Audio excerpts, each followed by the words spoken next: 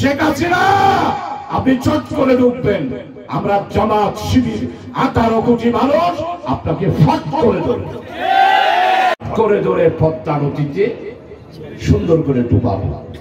একবার নয় 7 বার ডুবাইয়া কাশিমপুর কারাগারে নেবে। এরপরে যেই নিজামী সাহেবকে, আলী হাসান মোহাম্মদ মুজাহিদকে, মীর কাসেম আলীকে, আব্দুল কাদের মোল্লাকে, সালাউদ্দিন কাদের চৌধুরীকে যেই রশিতে ফাঁসি দিয়েছেন, আপনাকে সেই রশিতে ফাঁসি দেওয়া হবে। বলেছিলেন আমি শেখের বেটি, আমি পালাবো না, পালাতে জানি না। শেখ হাসিনা আজকে যে আপনি 18 মিনিটের মাথায় দেশ ত্যাগ করে পালালেন, তাহলে তো আপনি শেখ মুজিবের বেটি না। ও আমেরিকার বন্ধুরা, জবাব দেন, আপনাদের নেত্রী শেখ মুজিবের কন্যা নয়, সেই হলো হিন্দুস্তানের নরেন্দ্র মোদী, মুর্শিদের মেয়ে হলো শেখ হাসিনা। আগামী 6 মাসের মধ্যে আমাদের প্রিয় ভাইয়েরা আপনাদেরকে অত্যন্ত কঠোর পরিশ্রম করে দেশ ও জাতির স্বার্থে আমাদেরকে কাজ করতে হবে। আগামী দিনে আমরা আর কোনো ভেদাভেদ চাই না, আমরা আর দলাদলি চাই না, আমরা আর হত্যাকাণ্ড চাই না। আমাদের বৈষম্য বিরোধী ছাত্র আন্দোলনের তারা গত 5ই আগস্ট 1583 জন আমার যুবক সন্তানেরা রাজপথে রক্ত দিয়েছে। 1583 জন ছাত্রের উপর গুলি। শেখ হাসিনা আপনার নির্দেশে গুলি চালানো হয়েছে আর হত্যাকাণ্ডগুলো হয়েছে। আপনি খুনি, আপনি হত্যা মামলার আসামি, আর আপনি এখন দিল্লিতে বসে ষড়যন্ত্র করছেন। বলছেন কি? ফেসবুকে দেখলাম একজনে ফেসবুকে বলতেছে, আহা আপনি যে নাই, বাংলাদেশ আন্ধার হয়ে গেছে।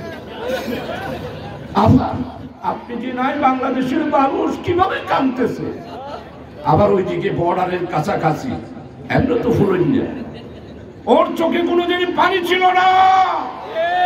ফেরাউনের যেমন চোখের পানি নাই, শেখ হাসিনার চোখেও কোনোদিন পানি ছিল। সবসময় শুধু না করছি বাংলাদেশে আবার আগুন জ্বালাবেন। এক বক্তৃতায় এক পরিবর্তন, আরেক বক্তৃতায় আরেক পরিবর্তন। আমরা শান্তি চাই, আমরা বাংলাদেশকে অশান্ত করতে চাই না। আওয়ামী লীগ বাংলাদেশকে অশান্তি করার জন্য কোন ষড়যন্ত্র করবেন না। ইতিহাসের কাজ করাই আপনাদেরকে আসামি হিসাবে বিচার করা হবে। আমাদের ইন্টারিয়াম গভর্নমেন্টের স্কলার ডক্টর ইউনুস, নোবেল বিজয়ী, উনি স্পষ্ট বলেছেন পারবে না। ধর্মনিরপেক্ষতাবাদ ইসলামের চরম শত্রু।